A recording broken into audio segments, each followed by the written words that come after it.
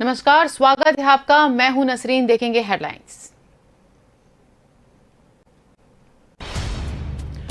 मध्य कश्मीर के जिला बडगाम में एक संक्षिप्त मुठभेड़ में सुरक्षा बलों ने एक आतंकी को मार गिराया, जबकि दूसरे को जिंदा गिरफ्तार कर लिया गया है। देहरादून के कंटेनमेंट में नशा मुक्ति केंद्र में भर्ती 4 युवतियों ने संचालक पर दुष्कर्म के आरोप लगाए। मामले में महिला आयोग भी सक्रिय। मुंबई में पुलिस नियंत्रण कक्ष में शुक्रवार रात एक फोन कॉल से हड़कंप मच गया और धमकी में 4 स्थानों और अभिनेता अमिताभ बच्चन के आवास पर बम की सूचना। प्रधानमंत्री मोदी की नई मंत्रिपरिषद का अगले हफ्ते 3 दिन का सम्मेलन। इस दौरान अगले 3 साल के लिए सरकार का एजेंडा तैयार किया जाएगा।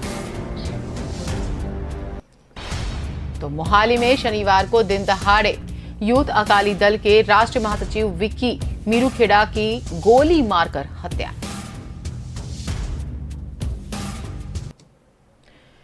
तो अब देखेंगे खबरों को तफसील से। मध्य कश्मीर के जिला बडगाम में सुबह एक संक्षिप्त मुठभेड़ में सुरक्षा बलों ने एक आतंकी को मार गिराया था, जबकि दूसरे को जिंदा गिरफ्तार कर लिया गया है। इस दौरान सुरक्षा बलों ने AK-47 पिस्तौल और उनकी मैगजीन भी बरामद की है।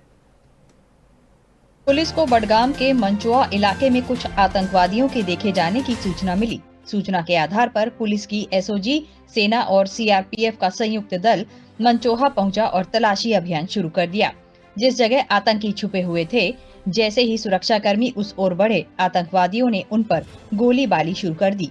सुरक्षा बलों ने गोलीबारी का जवाब देने से पहले आतंकवादियों को आत्मसमर्पण करने के लिए कहा था, परंतु वो नहीं माने। बार बार अपील करने के बाद भी जब आतंकवादियों ने हथियार डालने से इनकार कर दिया, तो सुरक्षा बलों ने जवाब में फायरिंग शुरू कर दी। इस दौरान करीब आधे घंटे के भीतर ही सुरक्षा बलों ने एक आतंकी को वहीं ढेर कर दिया। साथी के मारे जाने के बाद दूसरा आतंकी फायरिंग करते हुए पुलिस घेरा तोड़ मुठभेड़ स्थल से भाग निकलने में सफल हो गया। सुरक्षा बलों ने भी फरार आतंकी का पीछा नहीं छोड़ा। मंचुआ से निकल आतंकी एक ट्रक में सवार होकर जैसे ही खिरियू इलाके में पहुंचा, सुरक्षा बलों ने उसे वहीं घेर लिया। जैसे ही सुरक्षा कर्मी आतंकी के पास पहुंचे, उसने एक बार फिर गोलीबारी शुरू कर दी।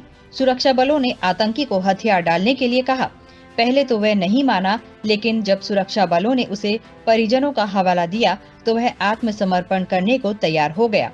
सेना ने उसे गिरफ्तार कर पुलिस के हवाले कर दिया। आतंकी की फरार होने की मदद कर रहे ट्रक चालक को भी पुलिस ने अपनी हिरासत में ले लिया।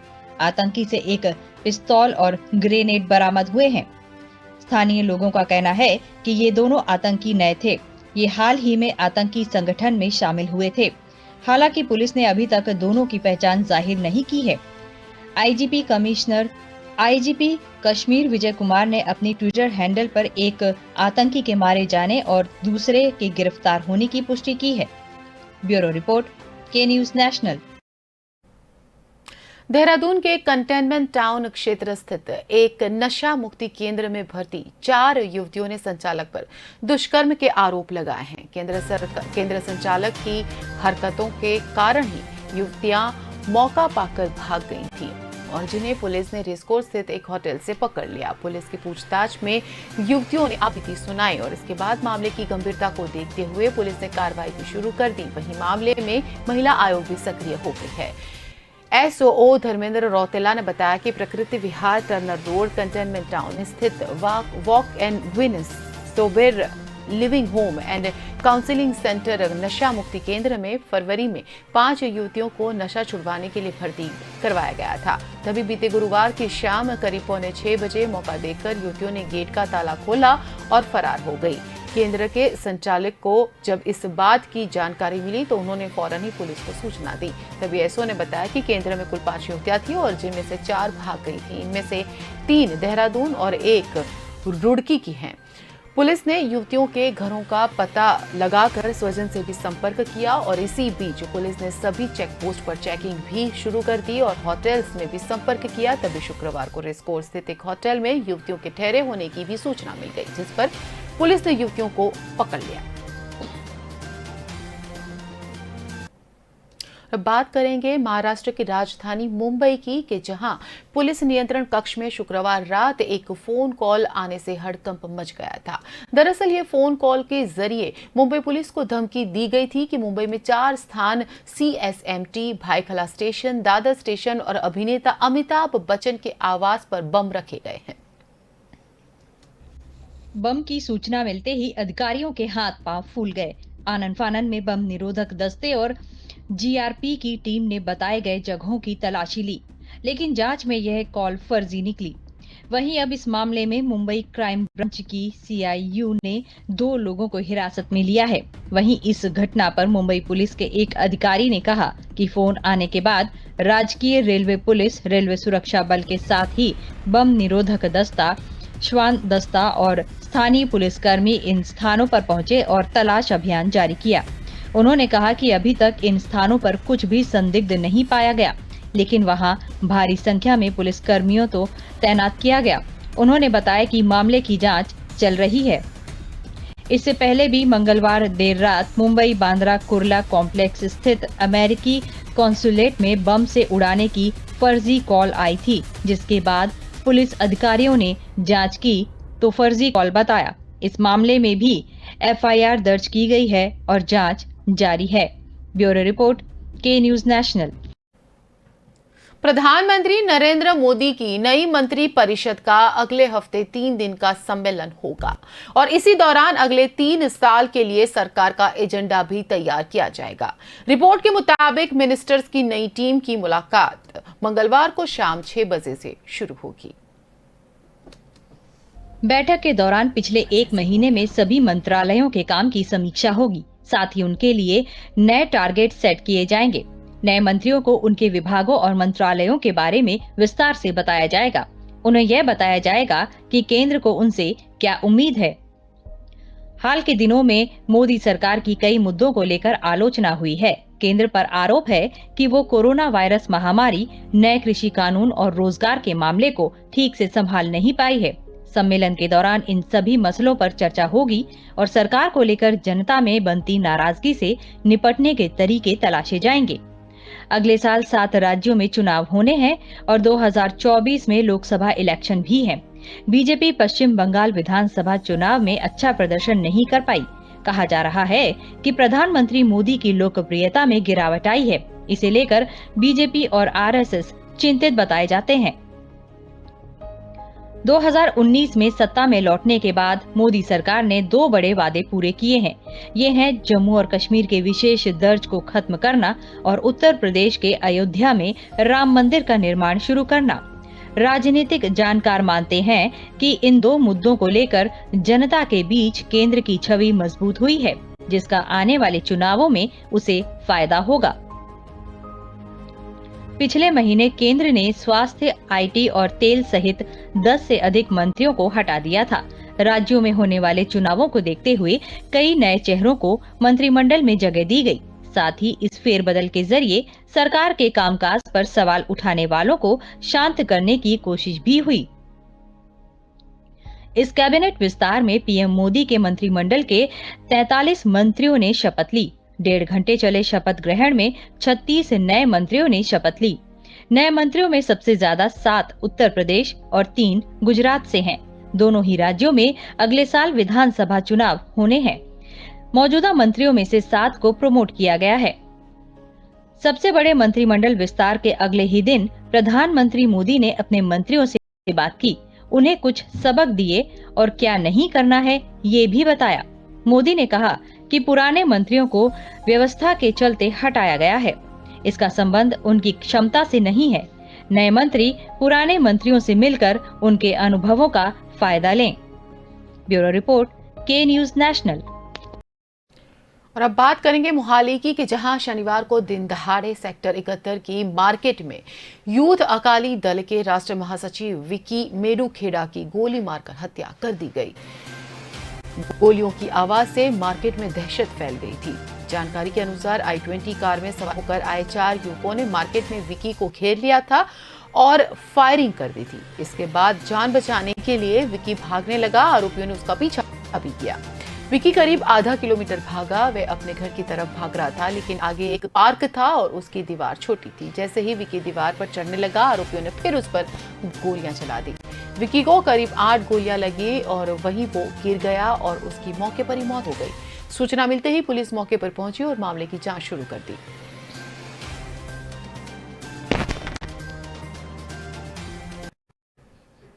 फिलहाल लेंगे एक ब्रेक, जुड़े रहिए के न्यूज के साथ। कहता है खेतों में सिर्फ फसल उगती है।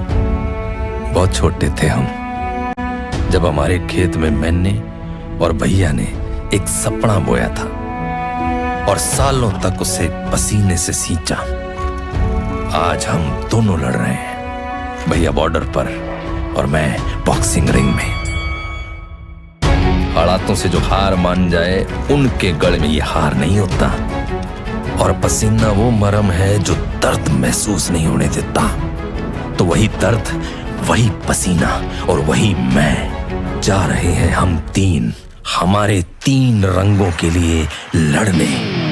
दुनिया को अपने देश की फसल और मसल की पहचान कराने। जिनके लिए देश ही उनका सर्व है, उन पे पूरे देश को गर्व है। टोक्यो 2020, इस बार इंडिया वर्सेस दुनिया। ब्रेक के बाद आपका स्वागत है। बात करेंगे उत्तराखंड के कुंभ मेले की कि जहां फर्जी कोरोना टेस्टिंग का मामला सामने आया है। ईडी ने शुक्रवार को इस मामले में मनी लॉन्ड्रिंग को लेकर 5 डायग्नोस्टिक फर्मों के टॉप अधिकारियों के घरों और ऑफिसेज की तलाशी भी ली और इसी दौरान फर्जी बिल्स, लैपटॉप्स, मोबाइल फोन, संपत्ति के कागजात और 30.9 लाख रुपए नकद जब्त किए हैं। जांच एजेंसी ने जिन कंपनियों पर छापा मारा उनमें Novus path labs, DNA labs, Max corporate services, doctor Lalchandani labs और नलवा लेबोरेटरीज शामिल हैं। देहरादून, हरिद्वार, दिल्ली, नोएडा और हिसार में तलाशी ली गई। राज्य सरकार इन्हें पहले 3 करोड़ 40 लाख रुपए का भुगतान कर चुकी है। उत्तराखंड पुलिस ने इस मामले में शिकायत दर्ज कराई थी, जिसके बाद ईडी ने जांच शुरू की थी। इन प्रयोगशालाओं को उत्तराखंड सरकार ने कुंभ मेले के दौरान रैपिड एंटीजन टेस्ट और आरटी-पीसीआर टेस्ट कराने का ठेका दिया था। आरोप है कि इन्होंने टेस्टिंग जितनी संख्या दिखाई उतनी हुई नहीं थी। लिस्ट में बहुत से नाम फर्जी थे।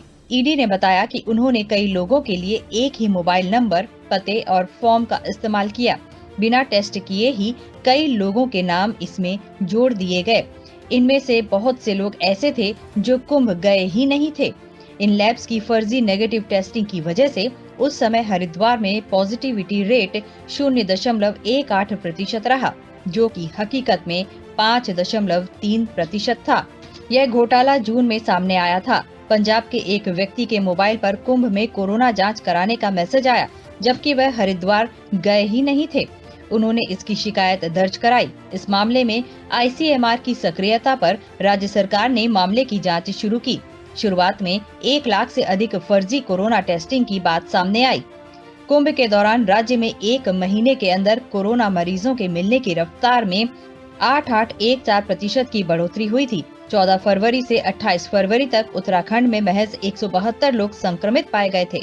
फिर 1 से 15 अप्रैल के बीच 15,000 लोग कोरोना की चपेट में आए। फरवरी तक यहां हर दिन केवल 30 से 60 के बीच लोग संक्रमित मिले थे। अप्रैल में यह संख्या बढ़कर 2,000 से 25,000 हो गई। कोरोना के बढ़ते मामलों को लेकर अखाड़े के साधु संत आपस में ही भिड़ गए थे। एक दूसरे पर कोरोना फैलाने को लेकर आरोप लगाने लगे। बैरागी अखाड़े ने आरोप लगाया कि कुंभ में संक्रमण सन्यासी अखाड़ों से फैला है। निर्मोही अखाड़े के अध्यक्ष महंत राजेंद्र दास ने कुंभ में बढ़ते संक्रमण के मामलों के लिए अखाड़ा परिषद के अध्यक्ष महंत नरेंद्र गिरी को जिम्मेदार ठहराया था। ब्यूरो रिपोर्ट, के न्यूज नेशनल। भारत में पिछले कई दिनों से नए मामलों की 40,000 से ऊपर बनी हुई संख्या में शनिवार को कमी आई है। देश में टीकाकरण भी अच्छा चल रहा है और इसी बीच कोरोना के नए मामलों में कमी की खबर सुखद है। हालांकि बीते दिनों कोरोना से होने वाली मौतों में इजाफा हुआ है, जो कि चिंता का विषय है। मौतों का आंकड़ा 600 के पार गया है, जो कि पिछले दिन आए 464 व गुरुवार को आए 533 मौतों के आंकड़ों से कई ज्यादा है। स्वास्थ्य मंत्रालय के मुताबिक भारत में पिछले 24 घंटों में कोरोना वायरस के 38,628 नए मामले आए हैं और इसी दौरान 40,017 लोगों की रिकवरी भी हुई है। वहीं बीते घंटों 617 लोगों की कोरोना की वजह से मौत हो गई। स्वास्थ्य मंत्रालय के अनुसार देश में अब तक 3,18,95,385 कोरोना के मामले सामने आ चुके हैं और देश में अभी 4,12,153 सक्रिय मामले हैं। देश में अब तक 3,10,15,861 लोगों की रिकवरी हो चुकी है और भारत में अब तक 4,27,371 लोग कोरोना के कारण अपनी जानें गंवा चुके हैं। चूंकि दैनिक पॉजिटिविटी रेट पिछले 12 दिनों से 3 कम है, वहीं देश में रिकवरी रेट 97.37% बताया गया है और टेस्टिंग में काफी वृद्धि हुई है। अब तक कुल 47.8 करोड़ परीक्षण किए गए हैं। देश में पिछले 24 घंटों में कोरोना वायरस की 49,55,138 वैक्सीन लगाई गई है और जिसके बाद कुल वैक्सीनेशन का आंकड़ा 50,10,09,609 हो गया है। भारत में 16 जनवरी 2021 को शुरू हुए कोविड-19 टीकाकरण अभियान के सफर ने करीब 7 महीनों बाद 50 करोड़ के आंकड़े को पार कर दिया है। टीकाकरण के क्षेत्र में शनिवार को अमेरिकी वैक्सीन निर्माता कंपनी जॉनसन एंड जॉनसन को बड़ी सफलता प्राप्त हुई है। दरअसल इसकी सिंगल खुराक वाली वैक्सीन को भारत में आपातकालीन उपयोग के लिए यानी कि इमरजेंसी उपयोग के लिए मंजूरी दे दी गई है। केंद्रीय स्वास्थ्य मंत्री मनसुख मांडविया ने ट्वीट कर इसकी जानकारी दी। बीते शुक्रवार को जॉनसन एंड जॉनसन ने अपनी वैक्सीन के आपात इस्तेमाल के लिए भारत सरकार से अनुमति मांगी थी। खास बात यह है कि ये वैक्सीन सिंगल डोज वैक्सीन है यानी कि इसकी एक ही डोज कोरोना के खिलाफ काफी है। भारत में अब तक जितनी भी वैक्सीन कोरोना संक्रमण को रोकने के लिए इस्तेमाल हो रही हैं, वे सभी डबल डोज वाली वैक्सीन है। भारत में अब तक भारत बायोटेक की कोवैक्सीन, सीरम की कोविशील्ड और रूस की स्पुतनिक वी, मॉडर्ना को मंजूरी मिल गई है और ऐसे में जॉनसन एंड जॉनसन को सरकार द्वारा अनुमति मिलने से देश में अब कुल 5 वैक्सीन हो गई हैं और जिसका इस्तेमाल कोरोना के खिलाफ किया जा सकता है।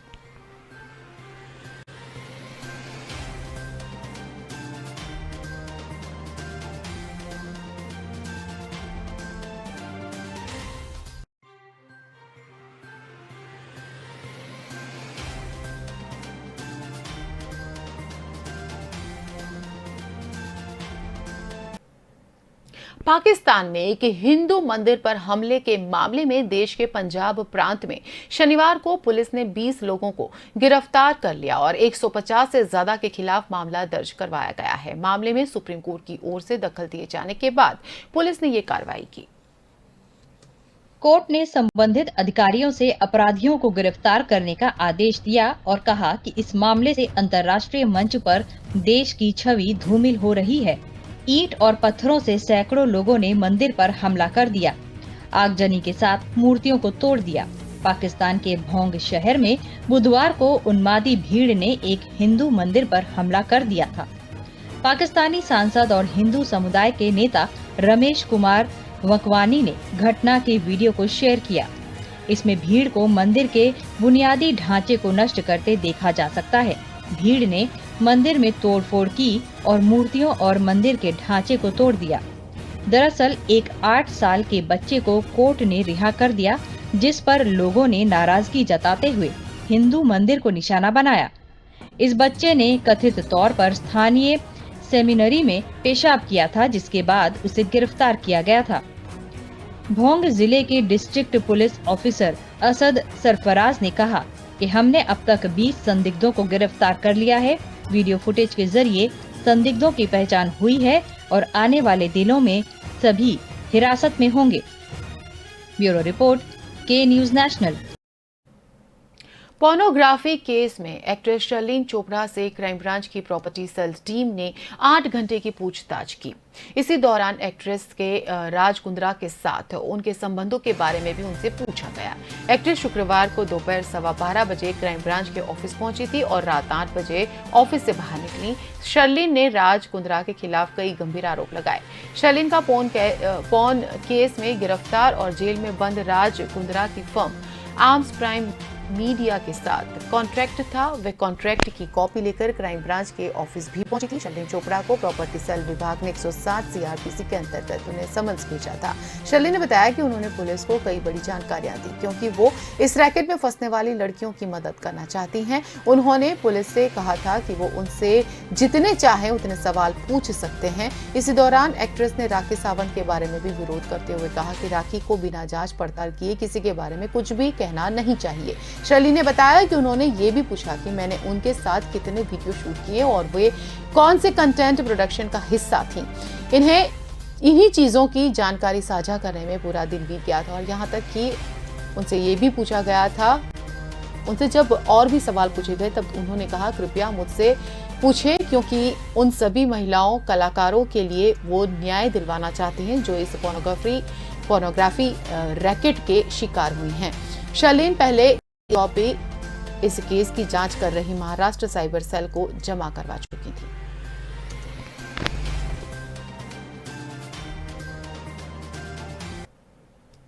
इजराइल ने गाजा पट्टी में हमास के ठिकानों पर हमला किया। इजराइल रक्षा बलों ने शनिवार को कहा कि इजरायली सेना ने गाजा पट्टी में हमास इस्लामी आंदोलन की सुविधाओं पर हमला किया और इसे फलस्तीन के एक हमले का जवाब बताया जा रहा है। पैलेस्टाइन एनक्लेव से कई खतरनाक गुब्बारे भी छोड़े गए थे। आईडीएफ ने गाजा पट्टी से किसी भी आतंकी हमले के खिलाफ दृढ़ता से जवाब देने की कसम खाई। आईडीएफ ने गाजा पट्टी से किसी भी आतंकी हमले के खिलाफ दृढ़ता से जवाब देने की जब कसम खाई थी तभी गाजा पट्टी के नियंत्रण में एक फलस्तीनी सुन्नी आतंकी संगठन हमास इजराइल के साथ लंबे समय से संघर्ष में है, जो अब भी पैलेस्टाइन को एक स्वतंत्र राजनीतिक और राजनयिक इकाई के रूप में मान्यता देने से इनकार करता है। गाजा पट्टी से आने वाले किसी भी हमले के लिए इजराइल हमास को जिम्मेदार मानता है।